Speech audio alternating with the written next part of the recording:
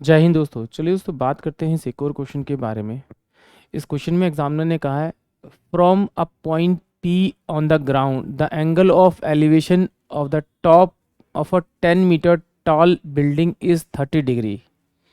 A flag is hoisted at the top of the building and the angle of elevation of the top of the flagstaff from P is 45 degree.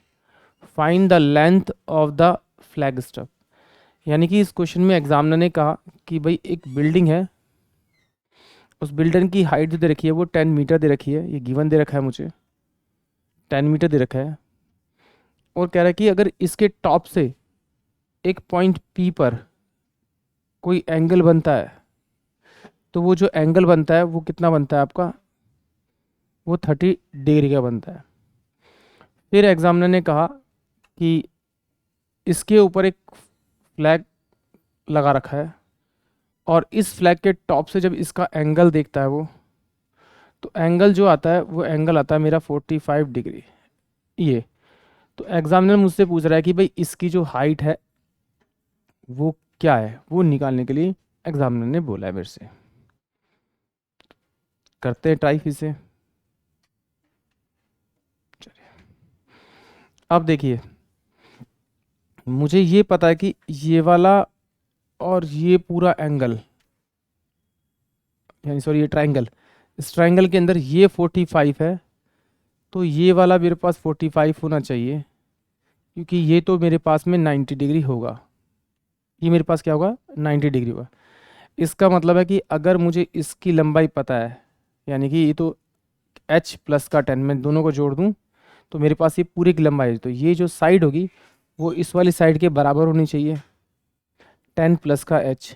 क्योंकि ये isosceles right angle triangle है, तो ये 45 degree, ये 45 degree, दोनों angle बराबर, तो दोनों साइड भी बराबर होगी।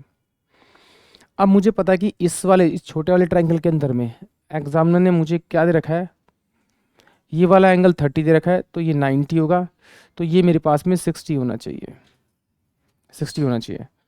और मैं जानता हूँ जो 60 के सामने वाली साइड होती है, जो 60 वाले सामने साइड है, उसे अगर मैं √3 से, यानी कि 10 प्लस का h बाय √3 से अगर मैं डिवाइड करूँगा तो वो मेरी 30 के सामने वाली साइड आ जाएगी, यानी कि 10 आ जाएगा बराबर में। क्रॉस मल्टीप्लाई करूँगा तो 10 प्लस का h इजकल टू में 10 और √3। इस 10 को मैं इधर भेजूंगा तो h इजकल टू में 10 और ये √3 माइनस का आपका 1 बचेगा।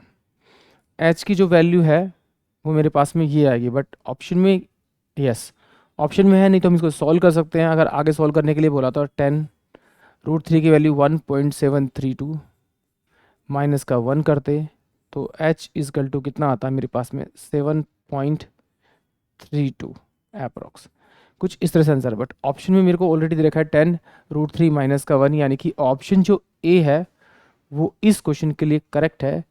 आई होप आप सभी को क्वेश्चन समझ में आया होगा।